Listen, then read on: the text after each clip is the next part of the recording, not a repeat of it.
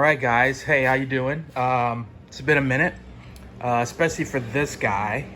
If you'll recall previous videos about it, I had one major issue that came about over time. Apparently, this is something that's synonymous with these bikes, or I should say infamous, is that the fuel tank develops a leak. And in that video, I kind of showed you where that leak took place, and essentially where it was is the bracket that holds it down onto the bike. I can't see it from here, and I won't try to get under it, but essentially under this area, there's a brace and there's a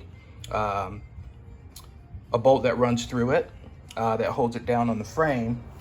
And there was a leak underneath that, and it was basically coming out along the edge of the tank, and that just kind of happened randomly overnight one instance. And luckily I was off the bike. It had been sitting in here in the storage shed, and I came in one day and just smelled the fuel and was like, what the hell's going on here? I don't own a lawnmower, which is usually where you smell that kind of thing from, in a garage.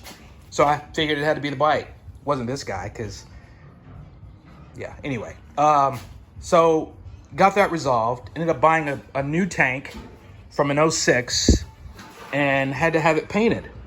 So this is the finished product. Show you the old tank. And that tank off the 06 was off of one of the black editions, which is a very highly coveted bike. But I wasn't gonna go buy a whole bunch of new fairing equipment and pieces to make the bike black, because I quite like the color of this bike.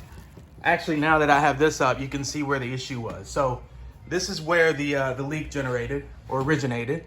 So this bracket is just infamous for getting leaks, because over time it wears down if you're opening and closing it for any reason, usually to change your spark plugs, to change your air filter. And I've been in there to change my fuel pressure regulator. When I first got the bike, I did another video because the bike used to cut off after it warmed up, and that needed to be replaced. So this thing had been opened and closed. It's however many years old. The bike's a 2000, so 21 years old. And they just go out. I saw tons and tons and tons of videos about this problem and people trying to figure out how do you solve it without buying a new tank. Honda's a real difficult organization to work with to try to get it resolved, because the bike's so old. In some cases they'll do it, repair it, or not repair it, replace it. In some cases they will not. So I went on a hunt, found a tank. I believe I paid roughly $400 for this tank. The guy had one of these bikes. He bought the tank brand new. Here's the box it came in, but he never used it. So I got the tank, had it painted. Guy named Boris over in Costa Mesa. Great guy. Basically, this is what he does. And he used to work on, the circuit, the superbike circuit here in America. And so he's got memorabilia all over the place, but he was able to match this thing up pretty much perfectly. This is all painted. There are no decals. Like, I think in the original bike, there were decals here. But he was able to put this thing together and make it look like it belonged with the bike. This is the look I wanted to keep. I put the tank back on myself, only to find out after the bike had been sitting that the forks had begun to leak. So I came in one day and there's a big puddle under the front wheel. There's where it was. And so once I got the tank on and finished, I then undertook the task of getting the forks resealed. Took it over to Mach 1 in Costa Mesa, just near Newport.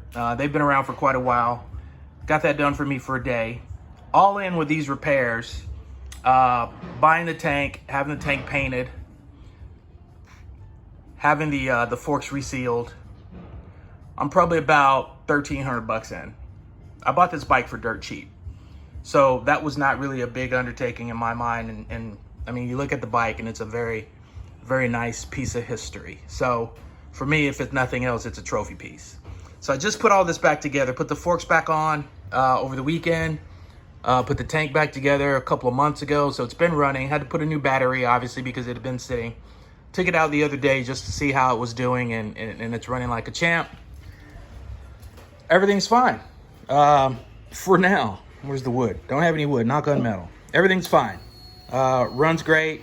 One of the things I was really happy about when I did the fuel pressure regulator was that I didn't need the choke to start the bike. Basically, this thing, obviously it's fuel injected, but a lot of these old V-twin bikes, you have to put the choke on, which it does have, in order to get it to, you can see that, there it is there, in order to get it to start up on first crank if it's been sitting.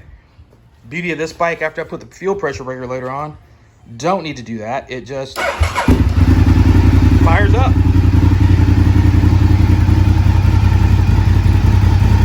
I just finished assembling the fender back on. So aside from putting the seat on it and taking it out of non-op, which is how I have it registered, it's ready to go.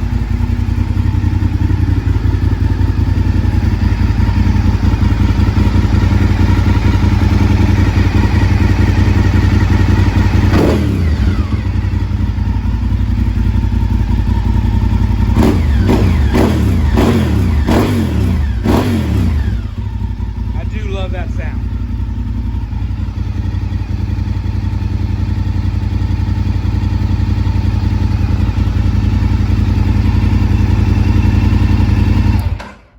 Yeah, so there you go, man. New battery. Battery is a lot bigger than the one that came off of it, so the little shield that goes over it on the ground over there won't go on with the seat once you attach the seat, so it won't go on there because it has a bulge in it. And that usually has this guy, which is it's a fuse for, I believe this is one of the fuses that drive fuel management.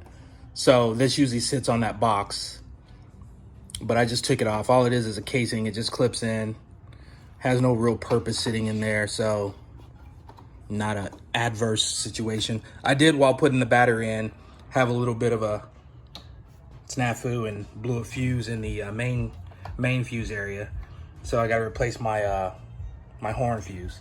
I don't think I did a video on the horn. So when I bought the bike, it had been basically set up for race. If you look at some of the key areas on this bike, look at this crankcase cover. You know, these are all signs of track use. Most people will do this just to ensure nothing comes loose under the rigors of riding a bike aggressively on a track. So I've got those there. It's also the same on areas on this side, the quick shifter, just in various places. You've got these secure drillings through the nuts to keep them from coming loose if for some reason they do. So with that point, a lot of the stuff had been kind of disconnected. I think they probably took the fairings off, replaced them at some point. But the horn was not functional. Actually, there was no horn there anymore. So I had to go buy a horn and install it. I had to put a relay in to run it. But I was able to use the original switch. I was worried that the switch was completely disassembled and I wouldn't be able to use the original switch. So if I had a fuse, you could hear how loud this thing is. It is very loud now, which, you know, that's just something you want for a bike if you're gonna be riding on any busy street.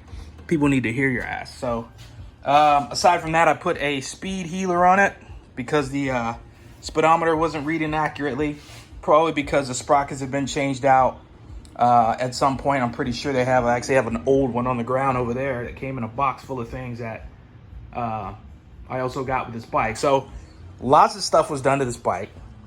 Putting the speed healer on it definitely helps. I'm not gonna take that off. It's under here. You know what those are. This is a switch right here for it. Just a little actuator switch if you need to reset it. But yeah, this thing is back in action and ready to go. And I'm very excited to ride it. I mean, as old as this bike is, it's down on power compared to new bikes. I think what I said once upon a time, it was originally 135 horsepower bike. With all that's been done to it, I mean, it's had a lot of work done to it. I think it's somewhere still in that range. It's got a power commander on it as well. And it runs really well. It's strong, pulls solid all the way up to red line. The thing that's different about this from any other V-twin I've had before is that as you're revving up, I mean, it red lines at about 10. And as you're revving it up, typically V-twins don't rev high because they don't need to.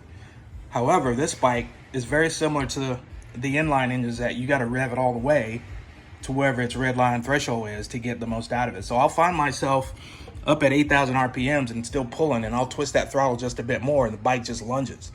So it's got a really good broad power band based on the things that have been done to it. So no leaky, that's all good, but I've ridden it a couple of times just to make sure it's all, you know, finished and good to go. But yeah, so update on this bike, it's back in action, and I shall be back in the saddle very soon. As soon as I go to the AAA office and take it out of non-op. But it's been a long time coming. I think this bike's been down for over a year. I'm very excited. All right, peace out.